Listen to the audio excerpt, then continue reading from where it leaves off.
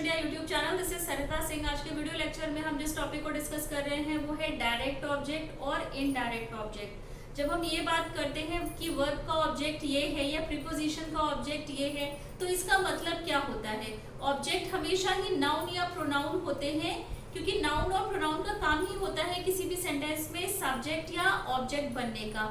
Verb को अपने action को दिखाने के लिए हमेशा ही एक ऑब्जेक्ट का रिक्वायरमेंट होता है। इसी तरह से प्रीपोजिशन को भी अपने बाद में एक ऑब्जेक्ट की रिक्वायरमेंट हमेशा ही होती है। तो डिस्कस करेंगे आज हम डायरेक्ट और इनडायरेक्ट ऑब्जेक्ट क्या होते हैं। तो डायरेक्ट ऑब्जेक्ट वो ऑब्जेक्ट होते हैं which receives the action of the verb directly. Answer the question what और whom। तो जो डायरेक्ट ऑब्जेक्ट होते हैं वो वर्ब के एक्शन को डायरेक्ट रिसीव करने वाले होते हैं, डायरेक्ट रिसीवर होते हैं। और आप अगर आंसर पूछोगे वर्ब से व्हाट या whom का, तो आपको आंसर मिलता है जब आप वर्ब से ये पूछते हो। comes after the verb and before the indirect object। और डायरेक्ट ऑब्जेक्ट वो होते हैं, वो नाउन या प्रोनाउन होते हैं जो हमेशा ही वर्ब के बाद में आते हैं और इनडायरेक्ट ऑब्जेक्ट से पहले आते हैं। इनडायरेक्ट ऑब्जेक्ट को हम बाद में डिस्कस करेंगे। अभी हम डायरेक्ट ऑब्जेक्ट से रिलेटेड एग्जांपल्स को देखते हैं, जैसे कि शी एट द पिज्जा। तो यहाँ पर शी सेंटेंस का सब्जेक्ट है, प्रोनाउन है। एट यहाँ पर वर्ब है और द पिज्जा क्या है, यहाँ पर वर्ब के लिए ऑब्जेक्ट का काम कर रहा है, क्योंकि ये डायरेक्ट रिसीवर है वर्ब के एक्शन का। सेंटेंस ने क्या किया है, सेंटेंस ने एक्शन करा है, एक्शन का रिफ्लेक्ट किस पे पड़ा है, ऑब्जेक्ट पे पड़ा है। तो जिस वर्ब का इफेक्ट सीधा ऑब्जेक्ट पे पड़ता है, या जिस वर्ब से आप ये क्वेश्चन पूछते हैं, व्हाट का अगर आप क्वेश्चन पूछते हैं, शी एट व्हाट, तो उसने क्या खाया, उसने पिज्जा खाया। तो पिज्जा यहाँ पर ऑब्जेक्ट है जो कि नाउन है। सेकेंड एग्जाम्पल है he threw the ball to her. तो यहाँ पर ही सेंटेंस का सब्जेक्ट है, थ्रू वर्ब है, द बॉल यहाँ पर वर्ब के लिए एज अ ऑब्जेक्ट की तरह काम कर रहा है, क्योंकि द बॉल वो ऑब्जेक्ट है जिसने एक्शन को रिसीव करा है। जब अगर आप व्हाट का आंसर पूछते हैं, ही थ्रू व्हाट, उसने क्या फेंका, उसने बॉल फेंकी। बॉल क्या है, नाउन है। नाउन हमेशा सेंटेंस में या तो ऑब्जेक्ट होगा या सब्जेक्ट होगा। तो जब आपका वर्ब कोई एक्शन कर रहा है और उस एक्शन का इफेक्ट जिस पर पड़ रहा है, तो वही उस वर्ब के लिए डायरेक्ट ऑब्जेक्ट का काम करेगा, क्योंकि एक्शन पास ऑन हुआ है। उसने फेंका तो है, बट क्या फेंका है, उसने बॉल फेंकी है। तो एक्शन जो हमारा है वो पास ऑन हुआ है, वो आगे बढ़ा है।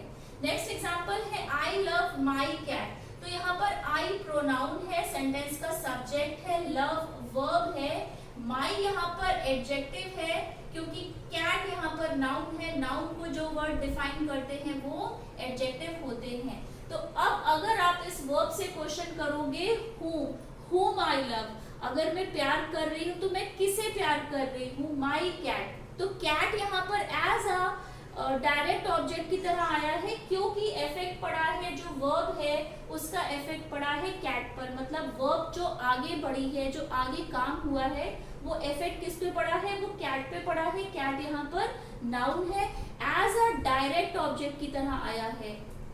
अब हम इनडायरेक्ट ऑब्जेक्ट को समझते हैं कि इनडायरेक्ट ऑब्जेक्ट्स क्या होते हैं, receive the action of the verb indirectly. अब डायरेक्ट ऑब्जेक्ट में क्या होता है, जो डायरेक्ट ऑब्जेक्ट होते हैं वो वर्ब के इफेक्ट को डायरेक्टली लेते हैं। जैसे ही किक द बॉल, तो उसने किक तो करा, बट क्या किक करा, उसने बॉल को किक करा। आई लव माई कैट, मैं प्यार करती हूँ या मैं पसंद करती हूँ। टू whom, जब टू whom का हमें आंसर मिल रहा है तो आंसर क्या आया, कैट। तो जो हुआ है, हमने जो एक्शन करा है, उसका इफेक्ट जिस पर पड़ा है वो हमेशा ही उस वर्ब के लिए एज एन ऑब्जेक्ट वर्क करता है। अब जो हमारा इनडायरेक्ट ऑब्जेक्ट, क्योंकि नाम से ही समझ में आ रहा है इनडायरेक्ट ऑब्जेक्ट, तो इनडायरेक्ट ऑब्जेक्ट वो ऑब्जेक्ट होंगे जिन पर वर्ब के एक्शन का इफेक्ट इनडायरेक्टली पड़ेगा। एग्जांपल्स देखते हैं इसके। It is preceded by the preposition to, for and from. और आप एक ये सिंपल सी ट्रिक भी कह सकते हैं कि अगर आपको इनडायरेक्ट ऑब्जेक्ट पता करना है किसी भी सेंटेंस में, तो वो हमेशा ही टू, फॉर या फ्रॉम के बाद आता है इनडायरेक्ट ऑब्जेक्ट, जो कि नाउन या प्रोनाउन हो सकता है, comes before direct object. Example है the teacher gave the students a lecture on grammar. तो यहाँ पर जो द टीचर है वो सेंटेंस का सब्जेक्ट है। द यहाँ पर एज आर्टिकल की तरह आया है, आप डिटर्मिनर भी बोल सकते हैं। टीचर सब्जेक्ट है, गेव यहाँ पर वर्ब है। अब जो वर्ब हुआ है, टीचर ने क्या दिया है, teacher gave the student a lecture, teacher ने क्या दिया है, लेक्चर दिया है। तो लेक्चर यहाँ पर क्या है, डायरेक्ट ऑब्जेक्ट है, क्योंकि जो वर्ब है उसका इफेक्ट क्या है, वर्ब क्या हुई है, लेक्चर दिया है। The teacher gave the student a lecture, यहाँ पर डायरेक्ट ऑब्जेक्ट है। अब किसे दिया है, टू हुम का अगर आप आंसर पूछेंगे, टू हुम जब आप पूछ रहे हैं तो द स्टूडेंट है।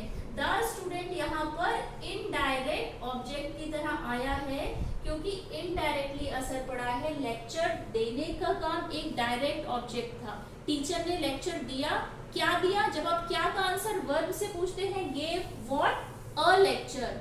अब आप वर्ब से पूछते हैं टू हुम, किसे दिया, तो द स्टूडेंट। तो द स्टूडेंट यहाँ पर इनडायरेक्ट ऑब्जेक्ट है, क्योंकि इनडायरेक्टली अफेक्टेड हुए हैं, और लेक्चर जो है वो डायरेक्ट ऑब्जेक्ट है वर्ब के लिए।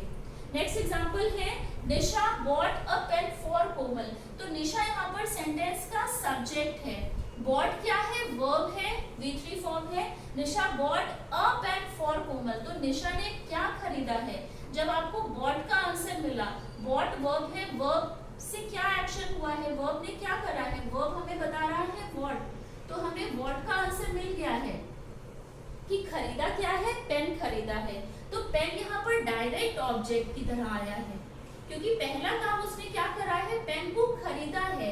उसके बाद में अगर वो पेन देता है तो वो किसको देता है, फॉर कोमल। खरीदा तो पहले है, क्योंकि खरीदने का काम पहले हुआ है, पहले उसने चीज को खरीदा है, उसके बाद उसने दिया है कोमल को।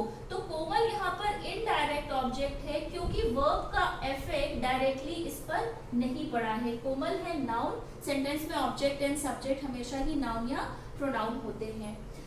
ऐसे भी आप आइडेंटिफाई कर सकते हैं कि ये जो फॉर प्रीपोजिशन होता है, टू, फॉर और फ्रॉम जो प्रीपोजिशंस होते हैं, इनके बाद में हमेशा ही इनडायरेक्ट ऑब्जेक्ट आता है।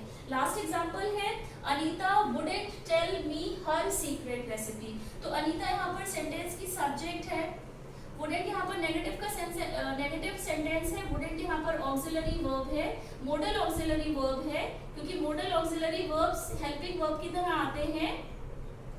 तो ये मॉडल ऑक्सिलरी वर्ब है, मॉडल ऑक्सिलरीज हेल्पिंग वर्ब की तरह आते हैं सेंटेंस में, मेन वर्ब से पहले आते हैं। टेल यहाँ पर क्या है, टेल यहाँ पर मेन वर्ब की तरह है, टेल मेन वर्ब है। अब काम क्या हुआ है, Anita would not tell me her secret. तो जब आप टेल से पूछेंगे, आप वर्ब से पूछेंगे टेल व्हाट, उसने क्या नहीं बताया है, हर सीक्रेट रेसिपी। क्या नहीं बताया है, हर सीक्रेट रेसिपी। तो हर सीक्रेट रेसिपी यहाँ पर क्या है, डायरेक्ट ऑब्जेक्ट है। डायरेक्ट उसने क्या चीज नहीं बताया है, हर सीक्रेट रेसिपी। और किसे नहीं बताया है, मी। तो मी यहाँ पर इनडायरेक्ट ऑब्जेक्ट है, क्योंकि वर्ब का असर इस पे डायरेक्टली नहीं पड़ा है। पहले तो जो उसका टेल से अगर आप पूछते हैं, उसने क्या नहीं बताया है, उसने सीक्रेट रेसिपी नहीं बताई है। तो सीक्रेट रेसिपी उसने किसे नहीं बताई है, वो हमारा हो गया इनडायरेक्ट ऑब्जेक्ट। तो डायरेक्ट ऑब्जेक्ट वो होते हैं जो वर्ब के एक्शन को डायरेक्टली रिसीव करते हैं, जैसे कि शी एट द पिज्जा। तो एट वर्ब है, वर्ब का एक्शन क्या हुआ है, उसने क्या खाया है, पिज्जा खाया है। तो डायरेक्ट उसको हम बता रहे हैं, डायरेक्ट ऑब्जेक्ट की तरह पिज्जा काम कर रहा है। अब टीचर जो है उसने क्या दिया है, उसने लेक्चर दिया है। देने का काम क्या था, लेक्चर दिया है। किसे दिया था, स्टूडेंट को दिया था। तो डायरेक्ट ऑब्जेक्ट वो ऑब्जेक्ट होते हैं जो जस्ट वर्ब के बाद में आते हैं, वर्ब के बारे में हमें बताते हैं। जब हम क्या का आंसर पूछते हैं तो हमें डायरेक्ट वर्ब से जब हम क्या पूछते हैं तो हमें डायरेक्ट ऑब्जेक्ट मिलता है।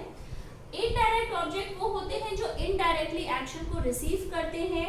ट्रिक ये है कि टू, फॉर और फ्रॉम के बाद में हमेशा इनडायरेक्ट ऑब्जेक्ट आते हैं और इनडायरेक्ट ऑब्जेक्ट एक्शन को इनडायरेक्टली रिसीव करते हैं।